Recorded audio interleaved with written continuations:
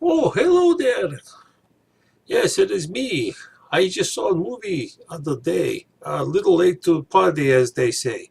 Movie was called Red Sparrow. It was about Russia. Ooh. Yes, interesting movie. It had Jennifer Lawrence, girl from Joy and Hunger Games, movies like that.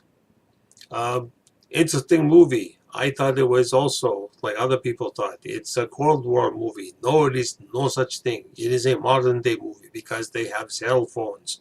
Yeah, I think I'm gonna knock off I can only do it. I can only do a Russian accent for so long, and that sounds totally ridiculous. And I'm kind of like, somebody's gonna take me out for talking like this. I saw Red Sparrow the other day. I just felt like going out, wanted to go see something, had some movie points to waste. So I thought, okay, let's go see this. Yeah, a really odd movie. Reading all the reviews and everything, and yes, Jennifer Lawrence, she can't say a worth beans. It's the same director. I forget his name, but I'll put the link and the name.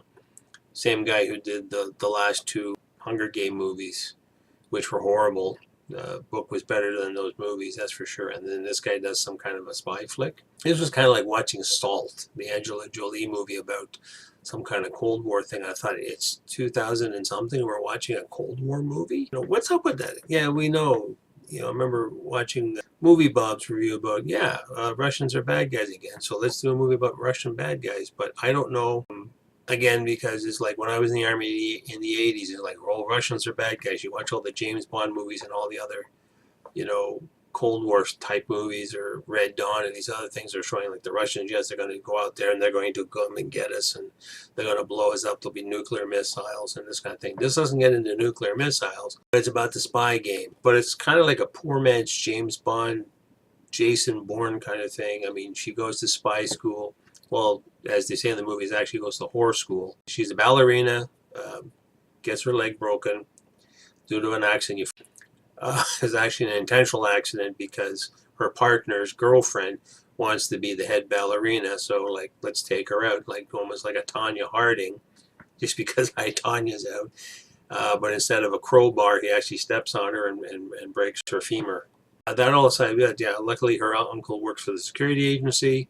So he says, okay, we can put you over here, like I said earlier. So following an American CIA agent, I forget the actor's name, I should have looked it up. He's the same guy who played the FBI, a guy in Black Mass. He was not too bad for the movie either. Jeremy Irons playing also, he's part of the head of the security division. This was a very confusing movie.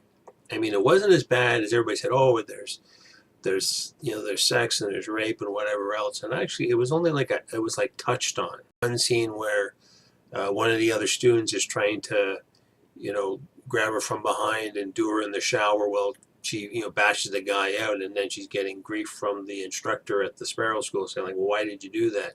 You're supposed to be doing sexual favors for Mother Russia. And she says, yes, I will do it for Mother Russia.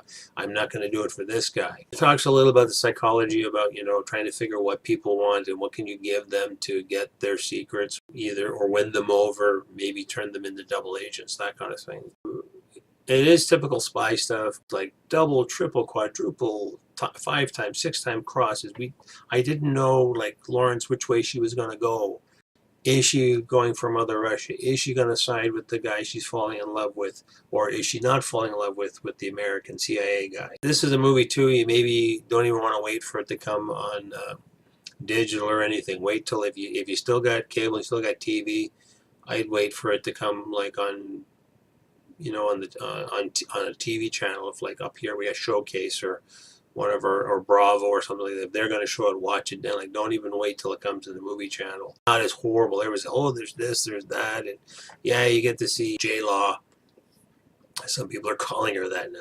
She is naked. You don't get to see below the waist. I mean, you get to sort of see a side leg, because there's a scene where she goes naked to confront the guy. They bring it up as an example that the guy that was trying to screw her in the shower scene, they basically confront him the next day in the classroom, and and he's like, well, I'm going to do it this way, and then she takes control. It's like, no, I'm going to be facing you and you're going to do it. And she just takes all her clothes off and just like, okay, big boy, come at me. And he's like, he can't get it up and whatever. And the whole thing is because the way he was doing it, he was grabbing her from behind and forcing her up against the wall, and he's in control. But now she's controlling the situation.